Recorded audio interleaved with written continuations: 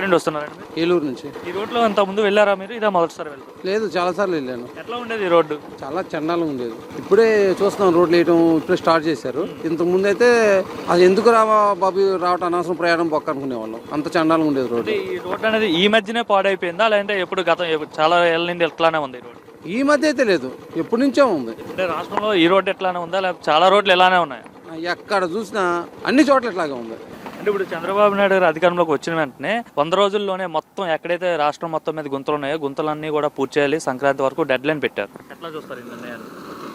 మంచిదే కదా, గుంతలన్నీ పూర్తి చేయాలంటే మంచిదే కదా. ఇప్పుడు ఎగ్జాంపుల్ చెప్పాలంటే ఈ రోడ్డు ఉంది. మా ఫ్రెండ్ నన్ను రిసీవ్ చేసుకోవడానికి వచ్చినప్పుడు ఇంకోసారి నన్ను పిలకు ఈ రోడ్లో రావటాకే అన్నాడు. ఇప్పుడు చూస్తే బాగుంది, ఇప్పుడు వేస్తున్నారు రోడ్లో. రావద్దనేసాడు ఇంకో నన్ను పిలవద్దు అన్నాడు. ఇది కావాలంటే బస్సుకు వచ్చేసి నన్ను మాత్రం పిలవద్దు అన్నాడు. అలాంటిది ఇప్పుడు పర్వాలేదు, రోడ్లు వేస్తున్నారు, హ్యాపీయే కదా. కొంచెం అప్పుడప్పుడు యాక్చువల్లీ మా తెనాలి, మేము ఉండేది ఏలూరు, అప్పుడప్పుడు అప్ అండ్ డౌన్ చేస్తుంటాం కాబట్టి ఇప్పుడు రోడ్లు బాగా చేస్తానంటే మాకు మంచిదే కదా, బాగుండేది.